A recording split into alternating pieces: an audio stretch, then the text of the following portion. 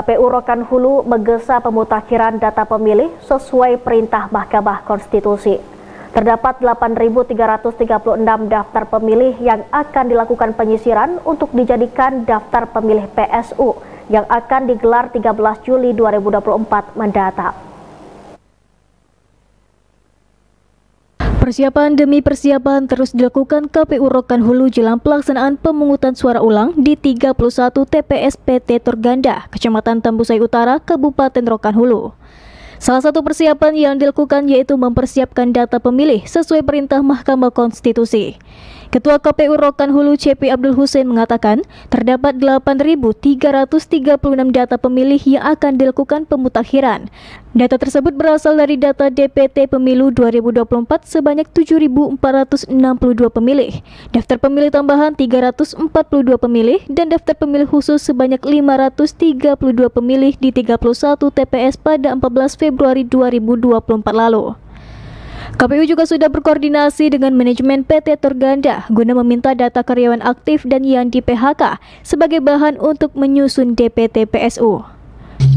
Yang kita mutakhirkan itu sesuai dengan perintah mahkamah itu kan pemutahiran daftar pemilih ya. Disusul dengan perintah dari surat KPU RI nomor 963 tanggal 16 Juni kemarin. Itu ada 3 kategori pemilih. Yang pertama DPT.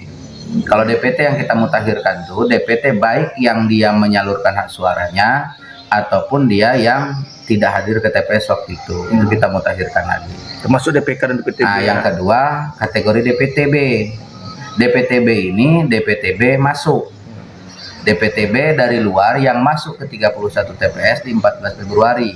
Tapi kalau DPTB keluar artinya yang terdaftar di DPT 31 TPS menyalurkan hak suaranya pada 14 Februari di TPS di luar 31 TPS itu tidak bisa kita masukkan. Nah itu. Terus yang ketiga DPK, daftar pemilih khusus yang pengguna KTP menggunakan hak KTP pada 14 Februari kemarin, itu yang akan kita mutakhirkan.